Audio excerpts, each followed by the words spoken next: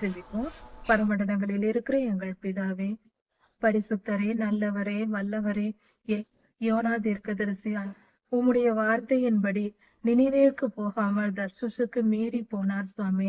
அதனால் அவர் ஆபத்தில் மாட்டிக்கொண்டார் சுவாமி. அதே மீனின் வயிற்றில் 3 நாள் ஜெபித்தார் சுவாமி. அந்த ஆபத்தான சூழ்நிலையில் உயிர் பயத்தோடு அவர் ஜெபித்த அவருடைய விண்ணப்பத்தை நீர் கேட்டீர். அவர் ஜீவனை காப்பாற்றினீர் சுவாமி. கடலுக்கு அடியில் ஒரு உயிரை 3 நாட்கள் வைத்திருக்க உம்மால் முடிந்தது சுவாமி. நீர் சர்வ வல்லமை உள்ளவர். அதே போல கர்த்தாவே, அந்த வல்லமையினாலே உலக வாழ்க்கையில் நாங்கள் படுகிற எல்லா கஷ்டத்திலிருந்தும் எங்களை பாதுகாத்து எங்களை மீட்டு கொள்ளும் கர்த்தாவே. எங்களை சூழ்ந்து வருகிற எல்லா ஆபத்துகளிலிருந்தும் எங்களை காப்பாற்றி எங்களை வழி நடத்தும். ராஜாதி ராஜா யேசுவாவின் நாமத்தினால் பிதாவே. மாரநாதா.